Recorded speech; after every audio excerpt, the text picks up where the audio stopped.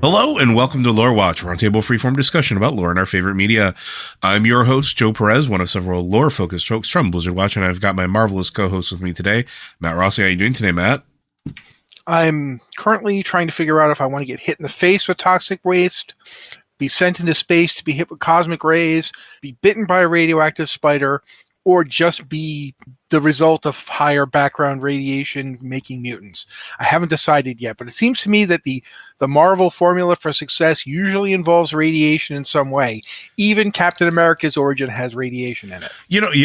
People forget that. People forget that it wasn't just a super soldier serum that was injected to him. They also exposed him to gamma radiation, like the OG. That was what they Vita rays, they called it at the time, but which is what would eventually become it, because I think that was also in the Hulk. They were experimenting with Vita rays, right? I don't think so.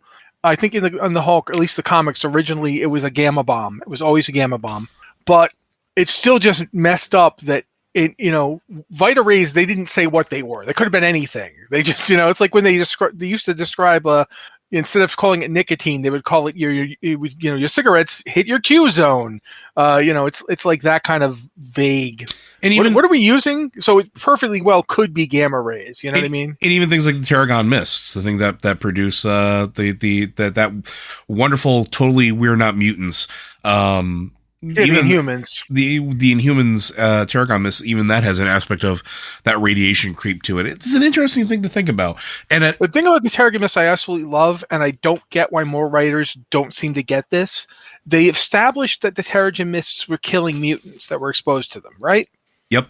And wait, we can't talk about this now. What are we doing? Listen. All I know, and we'll come back to this at some point, because I know people like Atene really, really, really want us to have another comics episode, if not an entire podcast dedicated to just Matt and Joe talking about comics for 3 hours at a time. Maybe somewhere down the future, folks, if we have time and money. But right now, we're going to talk about other things. Mainly, we're going to be talking about your questions from our wonderful listeners, what you've sent in to us. If you have questions for this or any of our podcasts, be sure to send those into podcast@blizzardwatch.com. Specify the show that it's for and any special pronunciations of your name to go along with them. If you want, you can hit us up on Discord. We have the Q and Podcast Questions channel, which is open for everybody. Drop us a line, same rules apply. And if you are a Patreon subscriber, as an extra way of saying thank you, we have the Patreon Q and Podcast Questions channel, where we tend to look for first for our questions, where a lot of these actually have come from. We're going to start with something that I think will also get Matt on a little bit of a tirade /rant well, let's see how far in the rabbit hole he goes. But this is a question from Tetsemi. Cyberpunk 2077. If your character had all the same abilities, skills, minus the engram chip, would they still be as effective as they are? Besides Angry Keanu Reeves in your head and the very important recovery from being dead, what other abilities does it give you in-game that I'm not recognizing? Matt, Go for it. Well, first off, there's a bunch of different topics in this that you could go down. And I might try to actually go around to them. In terms of the brute force question you asked, what does the chip, the relic, it's Relic 2.0, it's not the engram chip. I'm being pedantic, I apologize, but it is who I am. The second generation Relic 2.0, it's a very advanced piece of hardware. The chip that goes into the slot, it has to be nested in a safe environment or it'll die, because it is not just a safe environment, a very specific temperature control environment, a bio environment, if you will. Yeah, it has to be basically in a human or it blows up. And one of the reasons for that is that it is essentially the level of nanotechnology at work here is cutting edge for 2077 Cyberpunk. And it's very clear that Arasaka did not develop this technology by itself. Some of that technology is from other places. We also know that Arasaka has been using. There's a quote Johnny says at one where he's like, they use Soul Killer to basically find people and rip their minds and then basically put them to work designing things. That's one of the crazy he says the crazy scary netrunners all working for Arasaka because they're dead. And just their constructs. That's why this Mikoshi Soul Prison is so important. That's why I want to say Ash, but it's not Ash. Alt. That's why Alt wants to get in there and get those constructs out of Mikoshi. It's not just out of the kindness of her heart, and it's not just because she wants to absorb a bunch of them just because. She wants them because they are the cream of the crop of Arasaka's essentially enslaved workers. These are people who, imagine if companies could just kill you and then forever use you in this way. That's what Arasaka has done. Some of those people work for other places than Arasaka. I mean, one of the things that's a big part of Cyberpunk as a setting is intercorp extraction, where a company basically kidnaps a guy or girl, whatever. A company basically kidnaps them and it's essentially makes them indentured servants. Like there's that whole bit with Anders Hellman where he's like, do you have an offer for me? He thinks you're doing an intercorp extraction on him. He thinks you're stealing him from Kang Tao. And you're like, no, I got nothing for you. You're going to help me. It's that kind of thing. They taken it to the next step. Arasaka has literally developed technology that allows them to rip people's brains out. And they don't even have to kill people anymore. That's the other thing. The original relic, the first version of it, just stores an engram, but they don't kill those people. People go in and get their engram copied, and they're not dead when it's over. Some people, there's actually a data file when you go, you're doing the parade quest. And spoilers are going to be common, but guys, the game's been out since 2020. When you're doing the parade bit, and you've got, I'm trying to remember his name, and I'm just having a really hard time. Takamura. Takamura is like going, no, they know much. And meanwhile, you can look at data entries. There's this whole thing about people who've gone in to get their engrams copied and what happened to them. And most of them were fine. One person's engram broke. It went like sociopathic. And they don't know why, so they're keeping it contained. And they're like, he might have been on substances that he didn't tell us he was on. And one woman died. And they're like, that's not what we want. But that's how it used to always work. Soul Killer used to always kill you. So as I think it was, I can't remember if it's which one of the Arasakas. It must not be Yorinobu. It must be Hanako. Because you don't talk to Yorinobu. No, you talk to Hanako. Hanako gives you a lot of this information, right? Yeah. Hanako is the one that says, if you choose to go down the route that saves Hanako. Yeah, or get involved with it, because there's a lot of things you do before this, like you wind up doing a bunch of wet work for Hanako and a bunch of things, and this is shortly before we'll call it the board meeting. I think that's the best way to put it, where she starts revealing to you a lot of the history of the Soul Killer and what it was, what it used to be, and what it became. Yeah, but even if you don't go to the devil ending, which is what that's called, she still tells you that the Soul Killer that they're using, and Alt also says this. Alt says straight up, the program I designed has almost nothing in common with the program they are currently using. They have taken it far beyond what I ever intended.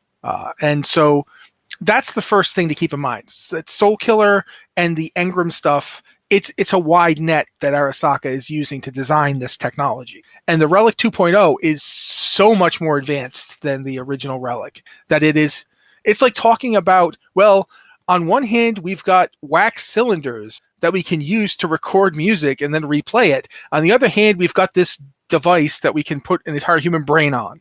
Like, that's the level of complexity. They're just vastly different.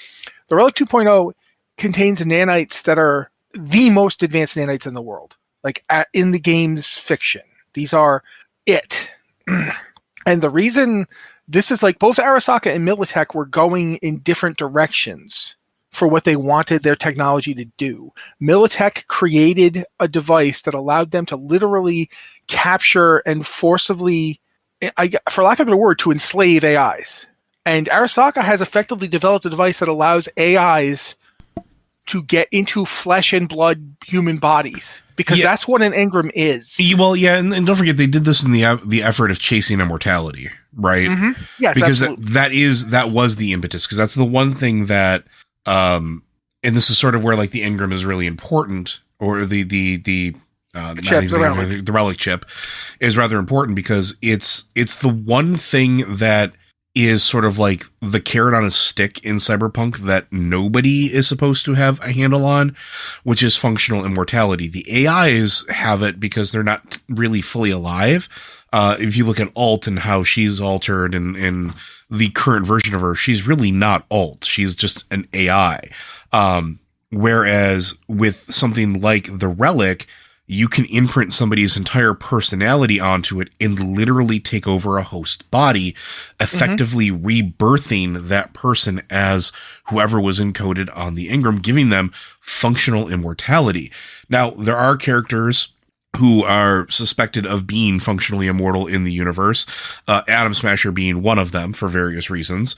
And he may have been, and we've talked about this before, he may have been a precursor to what was become the relic chip of the current day in the entire program, with Mikoshi and everything else. He may be a prototype for them. But there's also beings like Mr. Blue Eyes and the entire society of rather wealthy Methuselahs that exist that are suspected of being the same people who have lived for generations within the city. But that never included Arasaka and never included Militech, and it was definitely something that it's whispered about. It's not a widely known secret. Yeah, some people think it's Night Corp, and that Night Corp has in fact been run by AIs or something else for a very long time. There's the Lilith stuff. I don't know if you guys paid attention to the Cyber Psycho stuff, but there's one in particular where a woman named Lilith has basically done something, and it turns out, if you pay attention to the other conspiracy theory yelling guy who's just outside Misty's store, eventually his quest leads you to eavesdrop on a meeting between Maelstrom and Night Corp, and they're like basically implying that AIs are getting past the Black Wall and into people. So that's also part of this whole thing. All of this is to say, the first thing about the relic to keep in mind in terms of the abilities it grants V is it seems to grant V a kind of immortality. V dies twice in this if you play this game, and if you do the Voodoo Boys mission, and you just do what they asked you to do, you don't make a deal with Netwatch, you just straight up do what you've been hired to do, you die. They kill you. But then the relic reboots you again. And think about what that means. V, if you're at that point in the game, V has survived dying twice because the chip just won't let her die, even as it's killing her. And in fact... Well, to be fair, it's not killing her, it's overwriting her. But here's the thing. I don't think it is. But we'll get back to that. But that's the first thing. It provides that, literally, if you had a fully functioning relic chip inside you, and you don't get shot in the relic chip, which is what happens to V, that starts the whole process going haywire.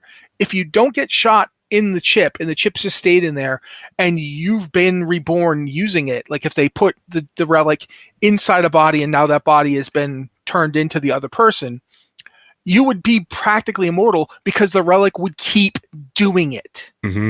Essentially, you now have a permanent backup of yourself in your own head. And anytime something happened to you, it would try, the nanites would come out and try and fix it.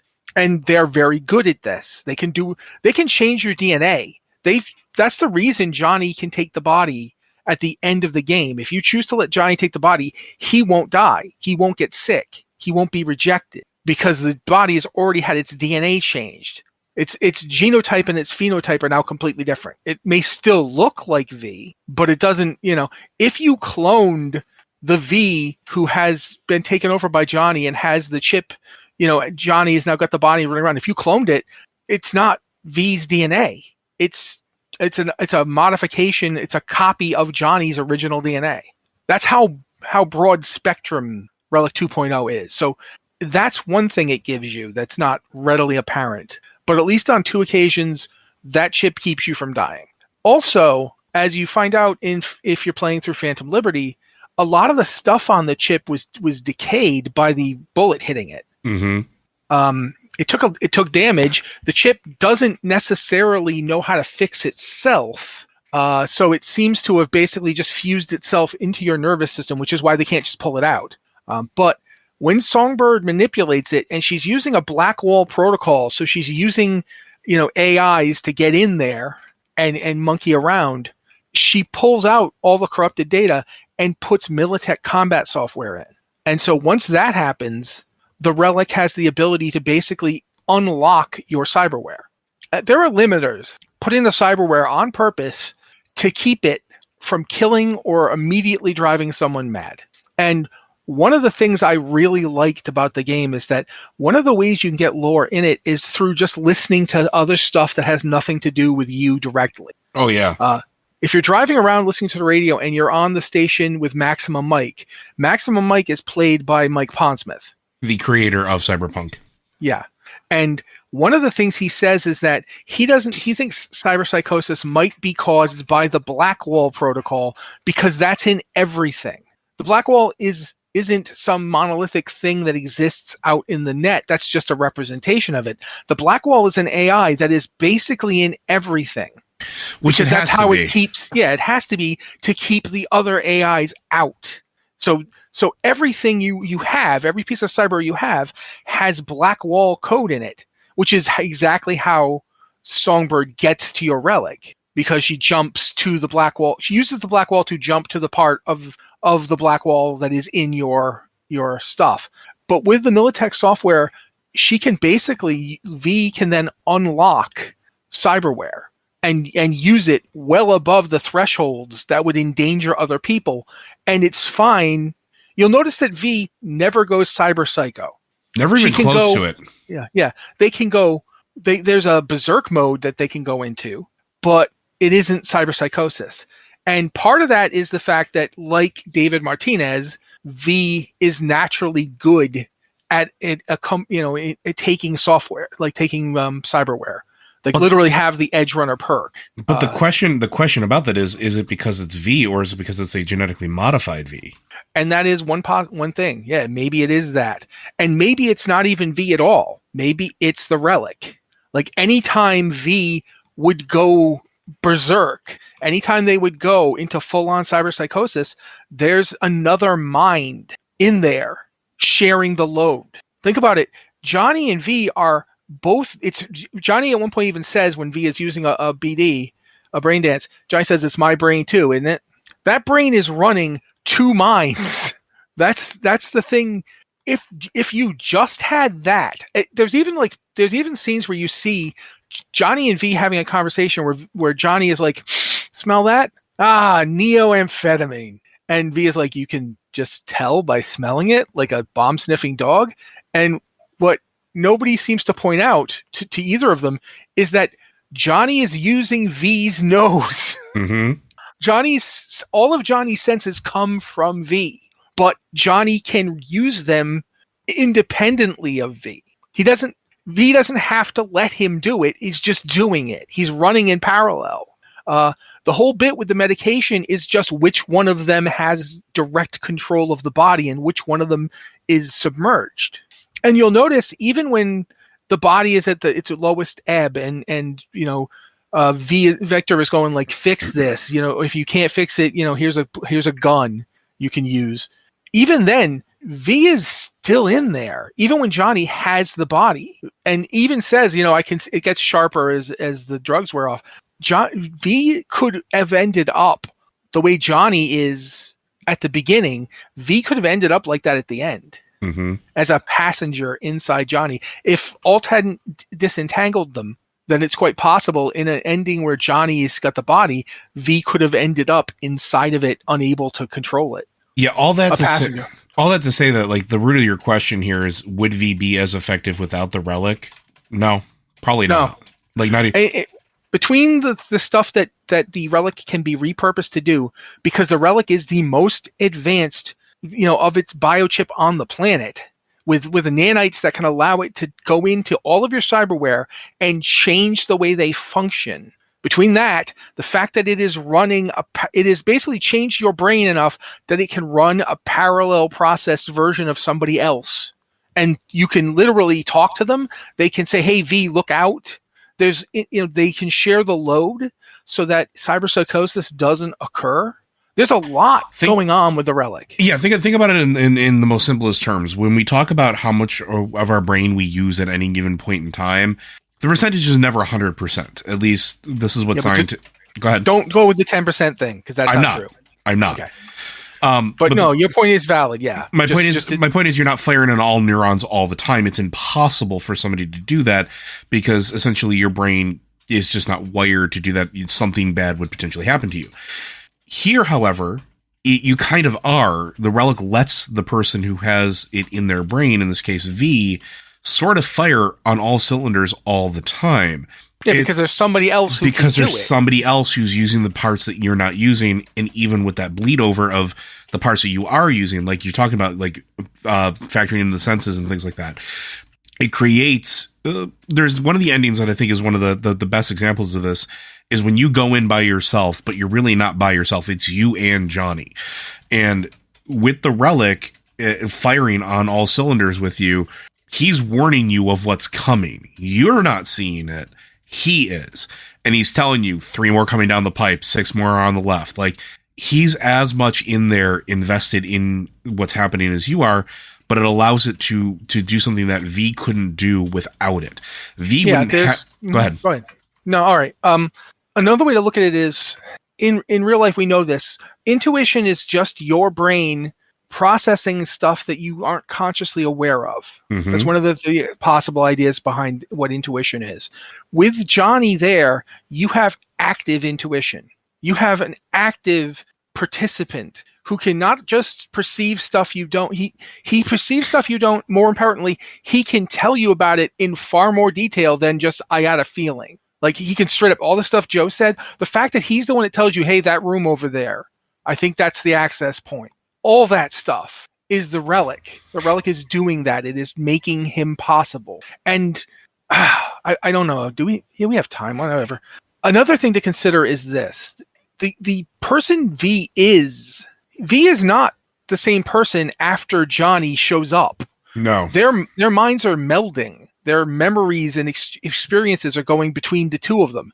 And we see that in how Johnny progresses as a person, but we also see that in what V becomes.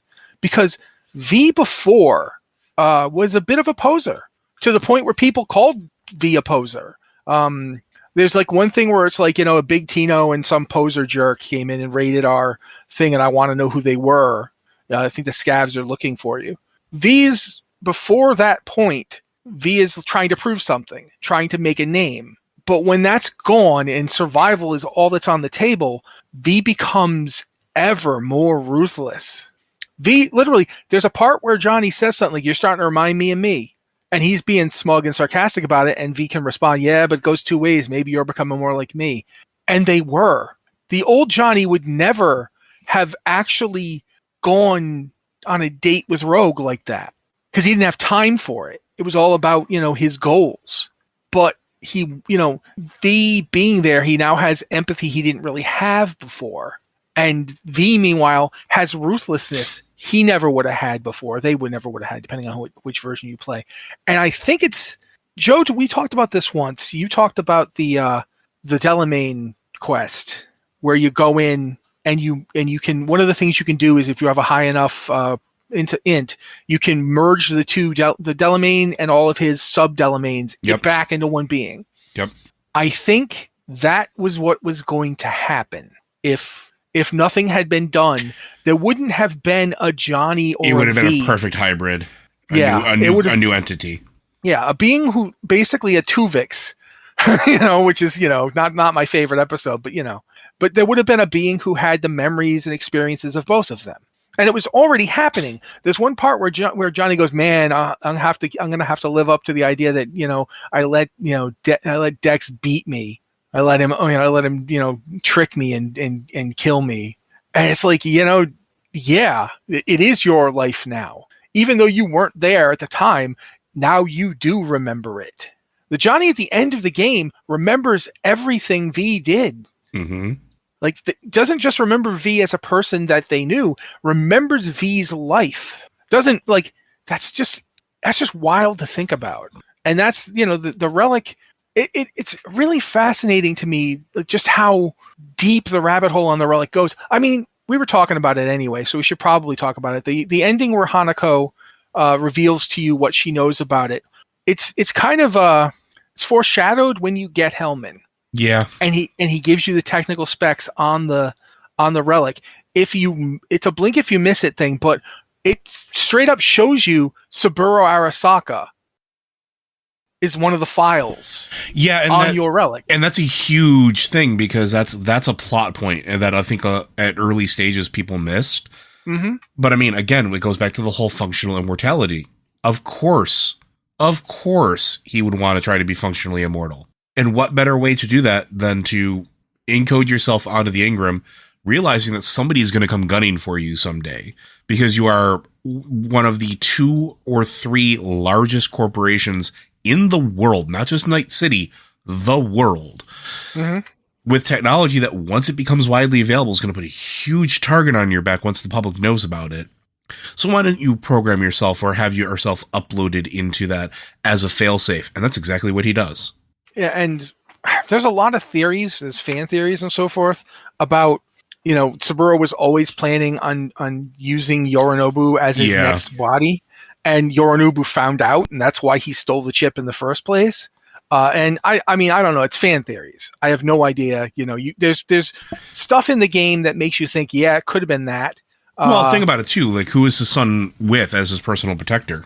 Yeah, Adam Smasher. Adam Smasher. Why would he be shacked up with Adam Smasher if he did not have some foreknowledge about that? Because don't get me wrong, there's a lot of mercenaries that he could have gone with.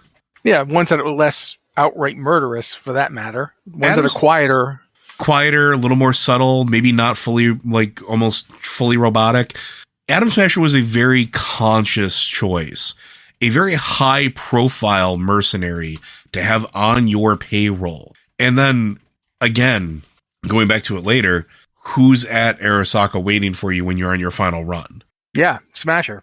It all comes back to that dang engram, that damn relic. It's interesting too, because as you pointed out, I want to talk about this for a second. One thing people have said is that they think that Smasher might be something like the relic. Yeah. And the thing is that it's interesting to watch the arguments people make back and forth on it. I don't have an opinion on it yet because I haven't seen enough in the game that I feel points me in one direction. But one of the ideas I think are interesting is that because the technology to fully copy a mind when the original version of it killed you, and Smasher is very much, he's a cyborg when you see him in 2023, but he's not like full conversion. He's got human parts. He's still mostly biological. He just has a lot of cyberware.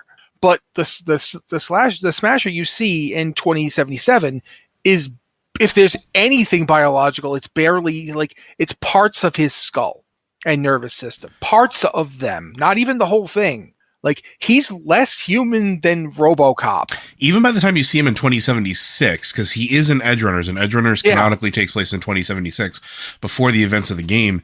He's brought in to deal with David, and when David has the cyber skeleton, and he even comments on there that he, like, essentially sees himself in the boy, right? Like, there's a recognition there that is just absolutely, it's not a passing thing. And I think it's something that in Edgerunners, maybe we didn't talk about enough, and maybe a lot of people don't. It's just like, when he's looking at it, when he's going through and identifying David and the other threats, he scoffs at it being a rudimentary implant, right? Lucy tries to hack Smasher and can't. Like, yeah, no, he's got stuff she's never seen, which would lead more credence to the idea of him being something that they've never encountered before. Obviously, dealing with the relic, if he is something like that, if he is on the par with it, if he is something that is a combination of inorganic material with maybe just enough organic so that he can, and I'm going to air quote here, feel things, enough for the rudimentary engram to sort of be stabilized, because again, it needs a certain biological mass to do so, it seems like. Yeah, and also, I think that's necessary for him to be effective. I would agree. If he were fully mechanical, if he were like an emotionless AI, he wouldn't be the proficient slaughter machine that he is. Like if you watch Edge Runners, David is flying like the most advanced Militech combat exoskeleton in existence. It's so advanced that Arasaka is trying to steal it. It's just that good. You know what it reminds me of? It reminds me a lot of when Atom Smasher. This is gonna sound funny, but it reminds me of Kane from RoboCop 2. Yeah, it kind of does like that. Yeah. It's very much that same thing where they were trying to create another RoboCop and they couldn't, because every time they tried, every time they even got close to it, they never had enough organic material left over in order to create something that was even remotely close to RoboCop or effective.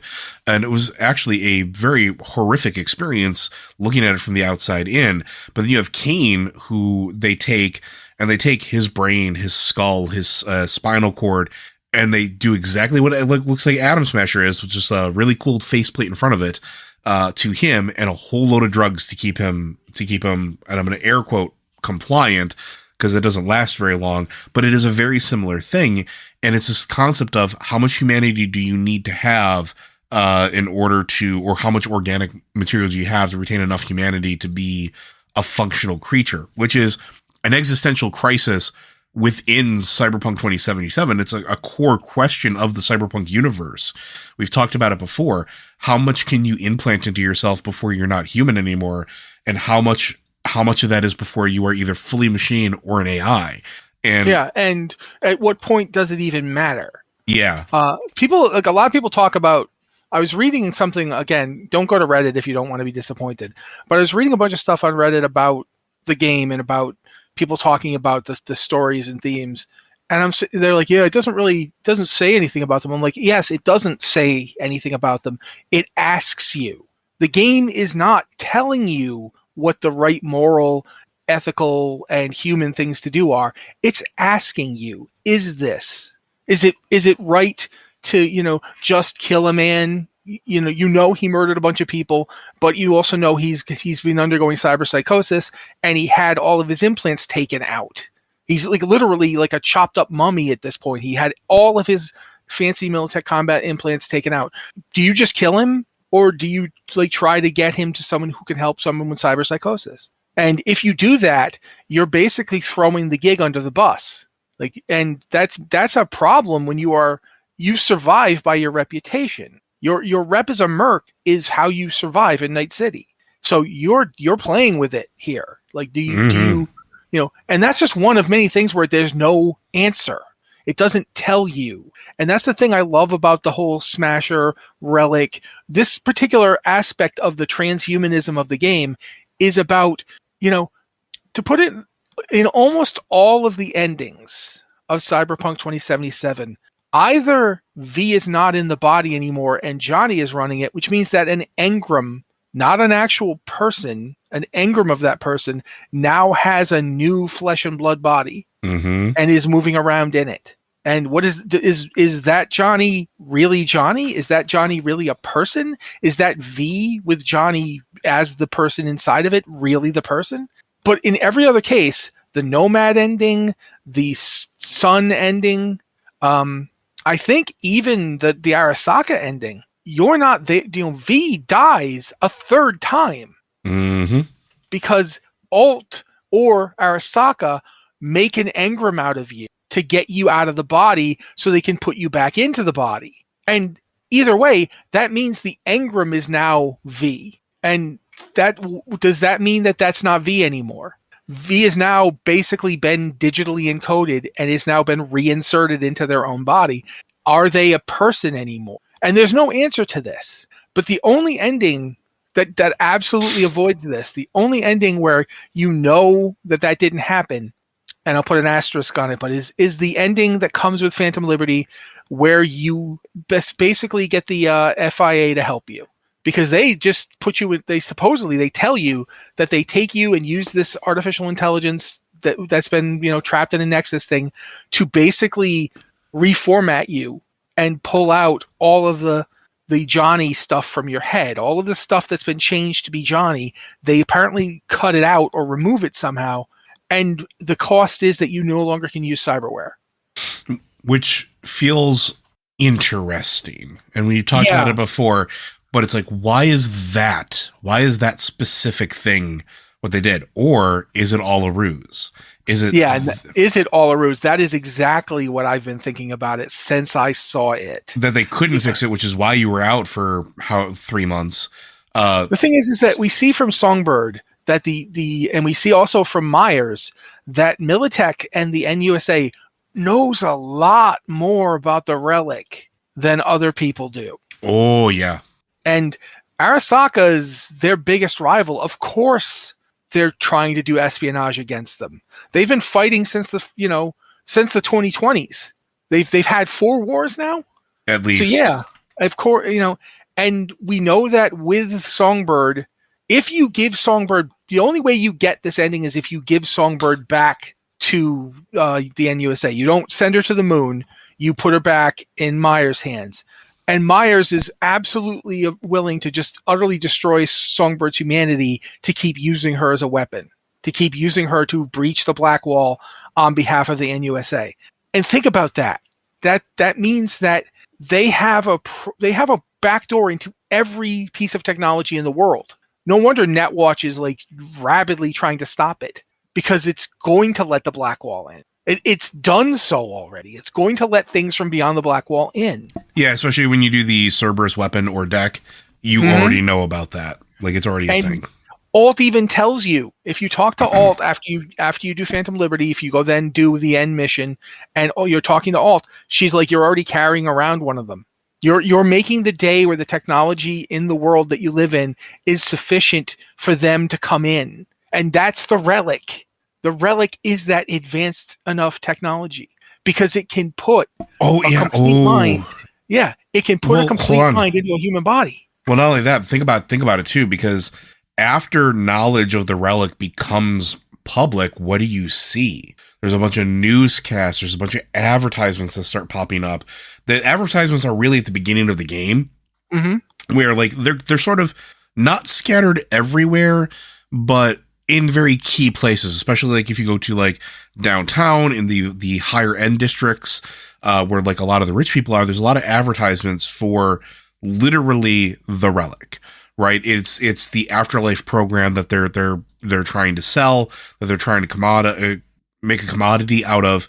But as more knowledge of that comes out, there's even a part where like you can it's essentially proven that Yorinobu is basically riding around in his son's body, and everybody's kind of, I don't want to say cool with it, but like I think one of the newscasts is like his son volunteered, air quote, for it, as it was the right and honorable thing to do for his father, and they make this whole big deal of it.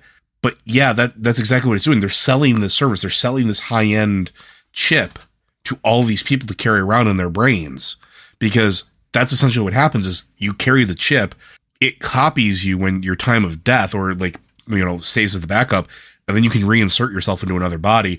Nothing says or even that body if it's not too badly damaged. Right, and there's nothing that says that an AI couldn't jack you at that point. We know they could, because Songbird uses the Blackwall protocol to get into the relic. Yeah, the more I think about it, the more I've been thinking about it, the more I realize that the technology that she's talking about, when Alt says the technology isn't there yet, they're limited by what's possible in your reality, but you will bring about an end. And that's because you're running around with a Beyond the Blackwall AI in your freaking gun or in your cyber deck. Oh my God, you have it in your cyber deck. And you have a relic in your head. So it gets to study the relic all it wants. Think about how bad that could be for everybody involved. And the thing is that in most of the endings, the relic is essentially at the end of the game, the relic is a no-go. Like, you have ruined Arasaka's chances. You've set them back like 30 years. The relic program, the one that they were marketing to people, is effectively no one wants it. No one will do anything with it.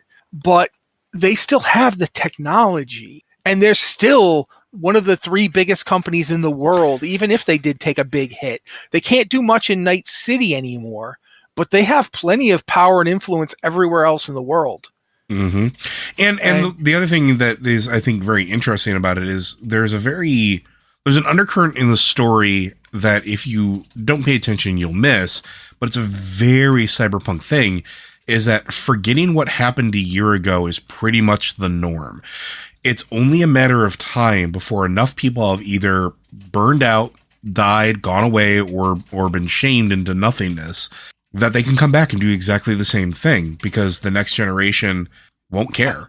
Or like David Martinez's entire life is basically forgotten a year later. Yep. Yeah. The guy flew a giant robot suit to Arasaka Tower and killed a bunch of people. Created a massive crater that led to the underground that destroyed a lot of the city in doing so. That was only a year ago. Yeah, and barely anybody remembers the guy. And nobody mentions it. Nobody talks about it. Like, in the game, you can go to the places that they were. Like, whatchamacallit? Why can't I remember her name? The one with the big hands, Rebecca. Rebecca and her brother's apartment is still there. It's there. You can go inside of it and look around. The place where they hung out after missions, it's there. All these places exist, reminding you how close those events were. And those events were loud and big. But then at the end of the day, that's just Night City. Like, Night City, loud, big, awful things happen every day. Think of all the gangs that roll around on the highways. You see that in the Cyberpunk Edge Runner that just murder people. They shoot at each other. Innocent people caught in the crossfires. Now go to the game. The same thing happens.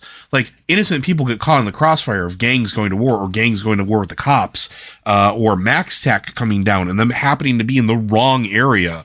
Night City is not a safe, clean place. And so because there's so much trauma and because there's so much noise, it's really, really easy to forget about it when 5 minutes later, another thing's going to happen. And 5 minutes later, another thing's going to happen. 5 minutes later, another thing is going to happen. You have this endless chain. When we talk about Night City being its own character and Night City swallowing you alive, that's why. Because, yeah. Right. And let's talk about the runners themselves, why it's so important that they have drinks named after them at the Afterlife, why Rogue made a place for them to be remembered, because nobody else will. And there's this thought that, yes, you can die. You die twice. You die when you cease to exist in the mortal world, but then you die again when nobody speaks your name. When you are gone and forgotten, you are truly, honestly dead. And if you are never forgotten, that is the immortality that runners crave. They've made an impact. Yes, there were a flash in the pan, but like, nobody forgot who Johnny Silverhand was. After what he did, that was a big noise. Every runner knows who he is. Everybody knows who Atom Smasher is. Everybody knows who Morgan Blackhand is. These are all runners that made such a massive impact that the reverberations are felt forever. But for everyone that is remembered, how many are forgotten? How many are wiped out? Like, and nobody said a thing. Nobody will ever remember them. Right? It's an that's what we talk about. Like, when they talk about Night City just swallows you up, that's literally what they mean. It's not that it will consume you and itself. It's just, there's just so much crammed into so little space. Because essentially Night City is Los Angeles, right? It's a massive city block. Well, it's kind of like Los Angeles / San Diego-ish combined into one. Yes, I know they're nowhere near each other. Yes, I understand that. Please don't at me. But it's the nearest analog I can think of. But it's massive, but it's still not as massive as the rest of the world. And so much happens in that confined space. It's phenomenal. It's absolutely fascinating. Yep. And I think that comes back to what they're doing with the relic. To get back to your question about the effectiveness of V without it. V without it would be a different person, both in terms of personality and abilities. Even as, first off, probably couldn't get as chromed out as you can get your V. Like, you can get your V up there. My V is wandering around at this point with, like, I think 4 iconic legendary pieces of cyberware. Like the Para Avis, the one that is just the armor booster from Heck. Mm-hmm. The best Sand of Easton, the Apogee, which is the model that David was using, by the way. Yep, sure is. So I've got that thing on. I've got the 30 cyberware costing eyes that give you like a massive crit boost, and yeah, I forget what the fourth one I have is, but it's also ridiculous. I think it's one of the it's the chitin armor, like the skin armor that's basically like, again, nanotech armor that is reconfiguring your skin constantly to basically protect you from damage. It's like you have skin that changes around, and that kind of stuff is only so much of it is wearable by most people. Like another person who had that level of cyberware would be dead. You know, even David Martinez got to the point where he was going crazy. Remember? And he had a genetic quirk that made him able to handle much more cyberware than other people, and even he was breaking. Yep, even with the drugs that they're trying to put the inhibitors in place. But let's take it all back. We have about 10 minutes left at this point because we've been rambling. But I do want to get back to some of the root of the question here. One of the things that I think is interesting is go back to the interactions between V and Dexter Deshawn. And I think that tells you a lot of what would happen without the engram. V and Jackie had been working together for a while at this point. Ever since they'd gotten together, ever since that very first botched job. I shouldn't even call it a botched job. Depending on how you begin to interact with them, it's interesting because each origin has a different way that you collide. But when they do collide, they become fast friends and they become a crew. They have them, they have Bug, they have a whole bunch of minor support around them, but it's minor support. The fixers that they know are really very localized. Why can't I think of her name from Wakako? Yeah, Wakako. Wakako knows a lot, but she is very small. Dexter Deshawn is considered medium to big time, right? He was big time, got a lot of heat, left the city, came back. But he is a step up. He has contacts and connections everywhere, but also with the corporations. And that is sort of like he's a segue point. V and Jackie were just getting the attention of Deshawn, and they weren't even getting the attention of Deshawn because he was really, truly interested in them and doing the job. Not that he thought that they could do it so much, but it was, hey, we got this gig. It hits this. These are perfectly fine scapegoats. If they survive, great, all glory. If they don't, I ain't lose a damn thing. That's where V would have been. That's where V would have stayed. Minor jobs, maybe something with a little more spice in it, but the abilities wouldn't have really gone as far. And again, because we don't know if V had the genetic quirk themselves that allows all that cyberware, or if it was because of the reconstruction by an AI engram to make the body more suitable for it, and thus making it more suitable for cyberware, which is where my theory or feelings tend to lean. V would have been stuck. Even be, yeah, the other thing is it could even just be that the relic, every time that V adds cyberware, the relic, we know the relic can unlock it. We know that because you do. You get to a certain point where you're literally unlocking your various cyber limbs, for example. The relic might have been literally adjusting V for each piece to prevent any problem. Like, okay, this piece needs to be, okay, yeah, I got this. I'll just fill this full of nanotech. All right, yeah, I got a direct line to everything now. And that's the thing about the relic that we keep coming back to, is that it is a nanotech factory. It doesn't just have some nanites. It's a factory, because think about how much it has to do. Mm-hmm. It has to completely reconfigure a brain and a body's genetic code to match the brain once it's done reconfiguring it. It's like, and the idea for the relic was that you'd already be dead when it started working. So the fact that V has even survived into the body after it started working is a fluke. That wasn't supposed to be how it runs. Mm-hmm. It was supposed to be put in an already dead person and go from there. Because keep in mind, this thing's super experimental. Like, this thing was not, it was still in the testing phases. When Yorinobu stole it, Hellman called him and was like, dude, I'm going to have to tell your dad, you got to put it back. This is not how it's supposed to be treated. And of course he didn't get anywhere with it. But yeah, the relic, The relic isn't, it's the MacGuffin of the story in a way, but it's actually it's like an objective correlative for the world that Cyberpunk is turning into, where you don't know what you are anymore. Night City does that to everybody in one way or another. If you leave Night City alive, you leave it very different than when you started. The person you were is not the person you are. Regardless, that's just what happens to people who go there. V's experience is just a little more literal than most people's. And I wish we had time to really talk about Mr. Blue Eyes. Because... Yeah, one of these days we're going to sit down and we're going to do a whole Mr. Blue Eyes episode. We tend to... Honestly, I don't be upfront with you guys. I wasn't intending us to take the entire episode in this one question, but to send me thank you. But it is something that we want to space and pepper in with the other stuff, especially. Yeah, obviously we want to do stuff for various Blizzard games too, guys. I mean that's more important. We do get it. But also, we're at the end of an expansion right now, which is really the perfect time to start peppering some in. So maybe we will do that if that's something you guys want to hear. It's just something to consider that down the line when we do those, it's just because we're trying to pick our timing. But yeah, I mean, the Blue Eyes, Mr. Blue Eyes, who he is, or who we think he is, which I think I've already... Who he might be, yeah. Who he might be. And the society that sort of surrounds that person. It's interesting. It's very fascinating. We could spend quite a while talking about it, but I guess parting thoughts. We have about maybe 5-10 minutes left at most. What do you think? How do you want to leave it?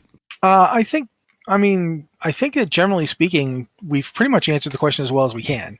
Ultimately, the things the relic does range from, subtle but really important to blatant.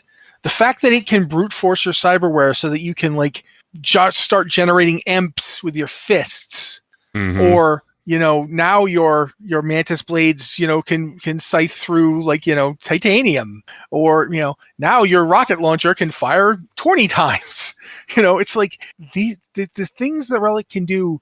It almost feels like the relic could do almost anything. It could be repurposed to do almost anything. And I honestly think there's a reason. Okay, guys, I don't know how much time do we have right now? 5 minutes. All right.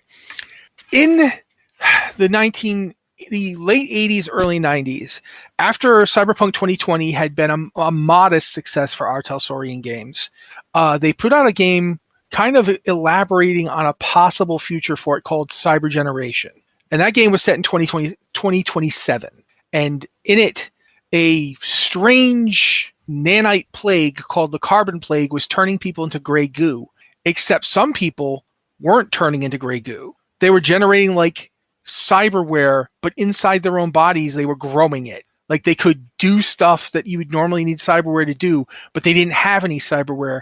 They had this weird liquid metal stuff inside them from the Carbon Plague. I only bring this up because, again, going back to Maximum Mike, who is Mike Pondsmith, he references the Carbon Plague when he's talking as Maximum Mike in the game. You hear him describe it.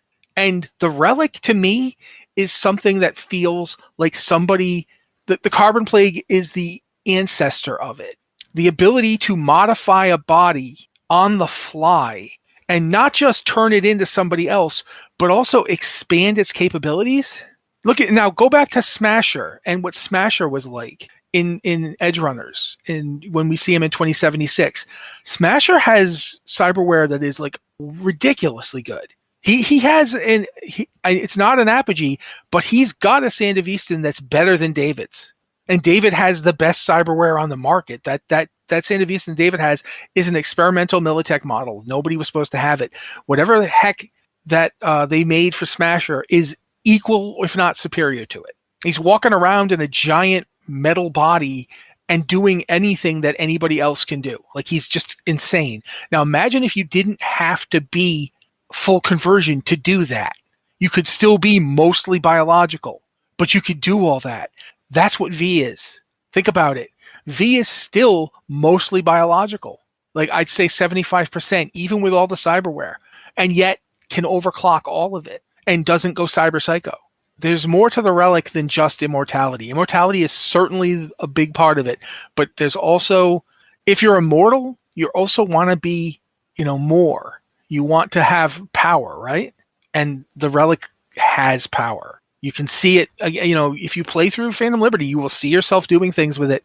I remember doing a superhero landing from like the top of the, how there's that huge drop down into the stacks from I want to say Biotechnica, but it's not Biotechnica, but Terra Incognita, that area up there. It's literally like 10 floors. It's like a 500-foot drop. Mm-hmm.